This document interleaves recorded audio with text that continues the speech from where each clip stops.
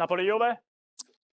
Procediamo con Napoli-Juve. Un terzo delle sfide tra Napoli e Juventus sono terminate con il risultato di pareggio.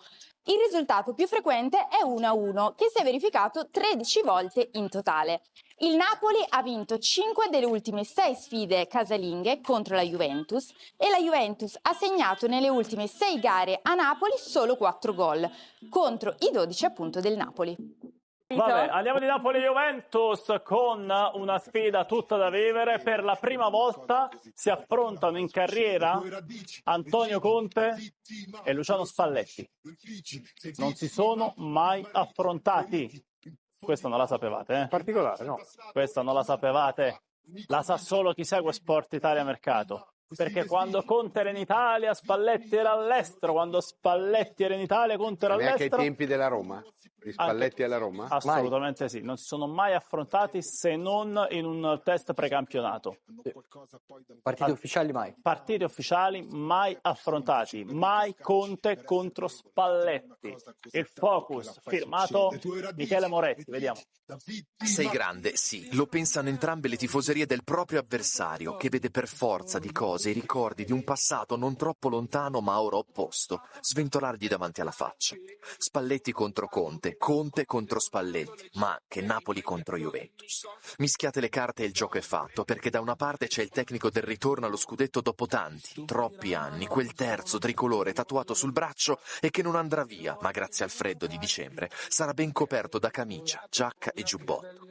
Dall'altra invece c'è quell'uomo ormai definito mister scudetto che a Torino ricordano fin troppo bene, perché alla Juve da allenatore ne ha 23, mentre da calciatore addirittura 5, e sono sempre 5 gli anni che la vecchia signora guarda il tricolore col binocolo. Non servirà di certo il binocolo al Maradona, perché i due prima si guarderanno negli occhi e poi saranno uno di fianco all'altro, uno sulla panchina dell'altro, o forse no. Perché la realtà e il presente parla chiaro. Conte è campione d'Italia e condottiero di De Laurentiis con il 4º scudetto cucito sul petto, e perché Spalletti è stato chiamato dalla Juve per scongelare la vecchia signora dalle fredde temperature registrate ogni anno a fine campionato, quando si guarda chi vince e si fa il conto dei punti che mancano ai bianconeri rispetto alla vetta. Già la vetta, quella che vuole tenersi stretto Antonio dopo essersela ripresa a discapito di Inter e Roma, non guardando come sempre in faccia a nessuno, nemmeno il suo passato, pieno di ricordi bianconeri.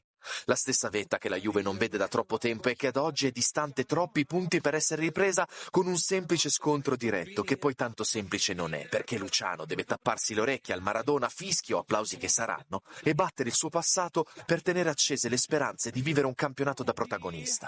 I protagonisti insomma saranno loro, per un Napoli-Juve che vale tanto, anzi tantissimo, e che al tempo stesso non cancellerà mai il passato, non chiuderà le porte chissà ad un futuro, ancora una volta a panchine invertite. Del resto il calcio è bello e strano anche per questo, ma che nella testa dei tifosi in questo particolare presente regalerà un po' di malinconia, pensando a quello che è stato.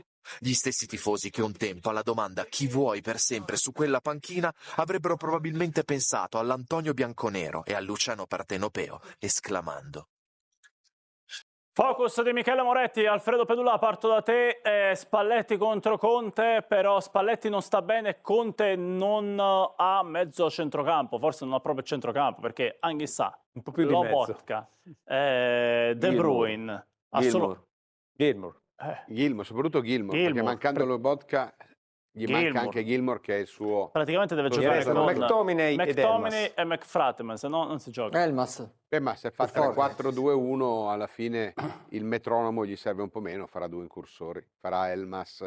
Che però non è un mediano, cioè deve fare il mediano. Uno sì, che però non li va. sta inventando. Io ringrazio Roberto per la formazione, perché per me questa è una notizia, ma poi non resta che Vergara, e quindi quando hai perso 4 così importanti, così pesanti per tutto l'anno, diciamo che la Juve ha un problema a centrocampo di qualità, ma vorrei essere nello spogliatoio di Conte fino a domenica pomeriggio per capire perché sono troppo pesanti.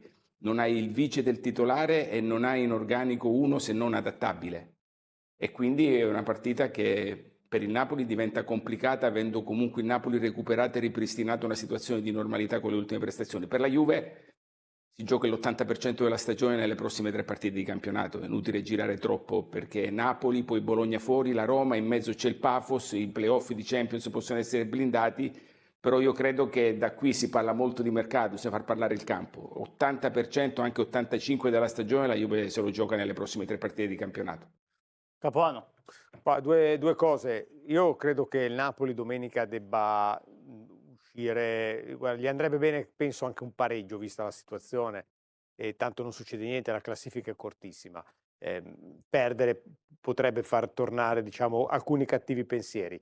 E sugli infortuni io credo che però, il Napoli, Conte e il suo staff debbano fare una riflessione, perché comunque sono in linea di massima infortuni muscolari. Ora, evidentemente fare la Champions League comporta un carico, un peso. Ci sono tante squadre in Europa che fanno la Champions League, che hanno qualche infortunio, non hanno questa strage di infortunati per problemi muscolari, quindi secondo me quando si dice che i club si devono preparare in maniera adeguata a fare tante competizioni, significa anche probabilmente ragionare sui carichi di lavoro, gli allenamenti e tutta una serie di situazioni. Ora noi non conosciamo, guardiamo da fuori, però noi abbiamo raccontato nelle scorse settimane che ad esempio uno dei temi dei dissidi all'interno dello spogliatoio tra i giocatori e Conte era anche sulla gestione delle settimane e degli allenamenti. Io mi rifiutavo allora di pensare che se i giocatori del Napoli andavano a chiedere qualche carico in meno fossero improvvisamente diventati tutti dei lazzaroni. E poi lui anche Probabilmente c'è dentro anche un po', ecco, c'è anche un po' questa riflessione qua. Il calcio di oggi è fatto così, i grandi allenatori, i grandi club devono lavorare così, non si possono fare sconti. Su Napoli-Juventus l'ho fatta la domanda 2 giorni fa, la rifaccio a tutti, partendo da Scarpini, finisco il giro. Spalletti va applaudito a Napoli? Secondo me sì. Ti ha Capuano. fatto vincere, ti ha regalato gioie e soddisfazioni, se n'è andato non per andarsene da un'altra parte, se n'è andato perché era terminato, secondo il suo punto di vista, il suo momento, poi è andato in nazionale, quindi Ha fatto il giro largo per Torino. Sì, credo che è scontato, deve essere applaudito, credo che non accadrà. Ah, non accadrà? No, penso proprio di no. Ah, secondo Capuano Ma non per non sarà mancargli applaudito. rispetto a Conte? No, perché penso che invece i napoletani abbiano una lettura di quello che è successo diversa. Io non la contesto, secondo me è sbagliata, però la vivono soprattutto diciamo, recuperando e decontestualizzando anche alcune frasi, la vivono come un tradimento. Come un se tradimento. hanno in testa che è stato un tradimento, credo reagiranno di conseguenza. Gianluca Galliani. Beh, anche per me, senza ombra di dubbio, deve essere applaudito. Probabilmente non ho la certezza anch'io che lo sarà, però lo meriterebbe. Vabbè. Allora, dall'esterno... Ciao a tutti amici miei, benvenuti sul canale e un abbraccio forte a tutto il popolo azzurro. Prima di entrare nel cuore della situazione, voglio partire subito da una domanda. Cosa ne pensi di quello che è stato detto nel programma andato in onda Sport Italia prima di Napoli-Juventus? Vi sono piaciuti i commenti, le analisi, le discussioni fatte in studio? E soprattutto, che ne pensate di tutto ciò che è stato detto su Luciano Spalletti? Secondo voi, al suo ritorno al Maradona da allenatore della Juventus, Spalletti dovrebbe essere accolto con i fischi o con un applauso per ciò che ha rappresentato? Scrivetemelo nei commenti, perché questo è un tema gigantesco e voglio sentire la vostra voce, sempre protagonista qui sul canale. Intanto però dobbiamo fare il punto sulla situazione più delicata di tutte, quella che sta tenendo Conte sveglio la notte. L'infortunio di Stanislav Lobotka, l'ultimo tassello di un'emergenza che sta assumendo proporzioni mai viste nel Napoli moderno. Ieri, durante il classico lavoro di attivazione destinato ai giocatori che non partono titolari, Lobotka si è fermato. Un fastidio improvviso, di quelli che lui riconosce subito, perché ha sempre avuto un rapporto quasi istintivo con il proprio corpo. E chi conosce la sua storia con Conte lo sa. Già ai tempi del Como gli disse chiaramente: «Mister, oggi non posso entrare». Le parole di Conte dopo la partita: «Quel sarà dura, ascoltatemi, sarà davvero dura». Oggi suonano come il presagio di qualcuno che aveva capito prima di tutti cosa stava per accadere. Perché la verità è una sola: sta succedendo qualcosa di eccezionale, nel senso più negativo del termine. Né Conte né il Napoli avevano mai vissuto una serie di infortuni del genere. E non parliamo soltanto della quantità, ma della natura. Si tratta di problemi muscolari gravi, specifici, veri e propri strappi che richiedono settimane e settimane di recupero. Le stime ad oggi sono da brividi. Anguissa rientro verso fine gennaio, Gilmour tra gennaio e febbraio, De Bruyne tra febbraio e marzo. Adesso anche Lobotka si aggiunge alla lista. È come se il cuore del centrocampo del Napoli fosse improvvisamente evaporato. E Conte questo lo sa. La reazione del mister dopo aver ricevuto la diagnosi è stata di grande rammarico, quasi di sconforto. Sapeva di essere già al limite, aveva pregato nelle ultime conferenze stampa di non perdere altri giocatori, sperando in un po' di tregua. Invece è arrivato un altro colpo pesante e contro la Juventus, con una posta in gioco altissima, si ritrova con mezza mediana fuori causa. Ma non è solo Conte a essere spiazzato. Aurelio De Laurentiis è incredulo, letteralmente. Nei giorni scorsi aveva detto che gli infortuni sono l'unica cosa davvero imprevedibile, che ci può stare perdere 1 o 2 giocatori, ma perdere così tanti titolari, uno dietro l'altro, è qualcosa che non avevano mai messo in conto. E ora il Napoli affronta uno dei cicli più difficili della stagione. Campionato serrato, Champions e soprattutto la Supercoppa alle porte. Un periodo già complicato di suo, che diventa quasi proibitivo senza i giocatori cardine della squadra. Il presidente non riesce a capacitarsi di come una rosa così costruita, così equilibrata, stia venendo smontata dalla sfortuna pezzo dopo pezzo, proprio nel momento decisivo del calendario.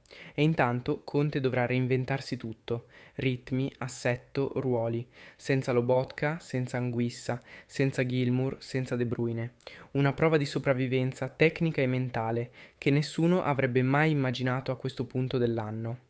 E adesso, ragazzi miei, dopo tutto il caos degli infortuni e il momento delicatissimo che stiamo vivendo, parliamo un attimo di mercato, perché qualcosina si sta muovendo davvero. E non parliamo di voci campate in aria, parliamo di incontri veri, di faccia a faccia, proprio qui a Napoli. Mattia Zanotti. Nome che forse a molti non dice ancora tantissimo, ma vi assicuro che nel mondo degli addetti ai lavori è considerato un talento vero. Terzino dell'Italia, Under 21, classe 2003, italiano, under di lista, cosa fondamentale, e soprattutto un esterno capace di giocare sia nella difesa a 4 sia nel centrocampo a 5. Insomma, esattamente il tipo di profilo che può crescere alle spalle di un capitano come Giovanni Di Lorenzo. Un vice, sì, ma un vice di prospettiva, non un riempitivo. E quello che so è che Zanotti è stato realmente offerto al Napoli, e non finisce qui. Perché questa mattina, mentre tutti parlavano degli infortuni, Federico Pastorello, il suo procuratore, era a Napoli, non solo allo stadio ieri per Napoli-Cagliari, dove era seduto proprio accanto a Giovanni Manna, ma anche stamattina, al tavolino del Gran Caffè Cimmino in via Petrarca, tra le 11 e mezzogiorno. Un incontro vero, una chiacchierata concreta su diversi temi, i recuperi di Meret e Lukaku, sì, ma anche sulle possibili operazioni in entrata a gennaio. Zanotti sta facendo bene al Lugano, non un campionato spettacolare certo, ma un torneo che ha già fatto crescere giocatori come Di Marco e Calafiori. E le sue caratteristiche, dai racconti che arrivano dalla Svizzera, sono chiare: corsa, intensità, capacità di mettere palloni dentro, personalità. Il Lugano, per lasciarlo andare, chiede poco più di 10 milioni, formula ancora da definire, ma la cifra è quella. E lui verrebbe in Serie A domani mattina, ha una voglia matta di dimostrare di essere pronto. Potrebbe iniziare in una squadra che lotta nelle zone medie della classifica, dove giocherebbe titolare, oppure fare un salto graduale in una big, partendo dalle retrovie, ma con l'obiettivo di crescere. E qui la domanda che vi faccio è semplice, diretta da tifosi veri. Zanotti vi convince come idea? Lo vedreste bene come vice di Lorenzo al posto di Mazzocchi, che potrebbe andare via già a gennaio? Scrivetemelo nei commenti, perché il mercato è appena all'inizio e come sempre vi chiedo un grande favore per sostenere il canale. Lasciate un bel mi piace, attivate le notifiche e iscrivetevi per non perdere nessun aggiornamento, nessuna analisi e nessuna novità sul nostro amato Napoli. Ci vediamo presto con le ultime novità e tutto quello che succede al Napoli. A presto e forza Napoli sempre!